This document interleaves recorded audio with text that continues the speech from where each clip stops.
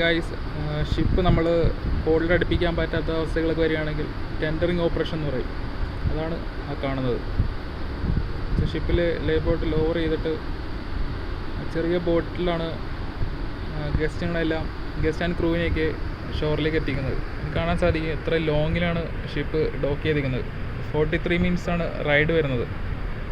Ship ഇവിടെ anchor ചെയ്തിരിക്കുന്ന പൊസിഷനാണ് നിങ്ങളിപ്പോൾ കാണുന്നത്. ഇതിപ്പോൾ ആങ്കറിങ് പൊസിഷനാണ് ഷിപ്പ്. അവിടെ പോർട്ടുകളൊന്നുമില്ല. ഇത് ബ്രസീലാണ്, അങ്ങോട്ട് പോർട്ടുകളായിട്ടൊന്നുമില്ല. സോ അതുകൊണ്ട് ഇവിടെ ഷിപ്പ് ആങ്കർ ചെയ്തിട്ട് ആൾക്കാരെ കൊണ്ടുപോകുന്ന കാഴ്ചയാണ് ഈ കാണുന്നത്. സോ ഓൾറെഡി ഒരു ലൈഫ് ബോട്ട് സ്റ്റാർട്ട് ചെയ്തിട്ടുണ്ട്. അതിൻ്റെ കപ്പാസിറ്റി 150 ആണ് അതിൻ്റെ കപ്പാസിറ്റി വരുന്നത്. 6 മണിക്കൂർ കണ്ടിന്യൂ റൈഡ് ചെയ്യാൻ പറ്റും. അങ്ങനെ 2 ബോട്ടിലാണ് അവർ കൊണ്ടുപോകുന്നത്. ഇത് കാണാൻ സാധിക്കും അവിടെ ഗസ്റ്റുകളെ കൊണ്ടുപോകുന്നത്. ഇതെല്ലാം അങ്ങോട്ട് പോയിക്കൊണ്ടിരിക്കുകയാണ്.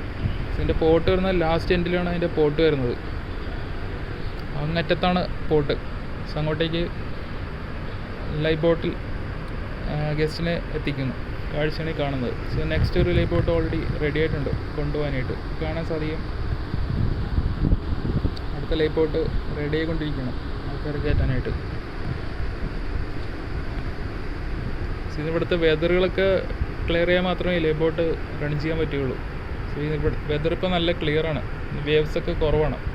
സോ അതുകൊണ്ട് സുഖമായിട്ട് ലൈഫ് ബോട്ട് എത്തിക്കാൻ പറ്റും. അങ്ങ് അറ്റത്താണ് പോർട്ട് വരുന്നത്.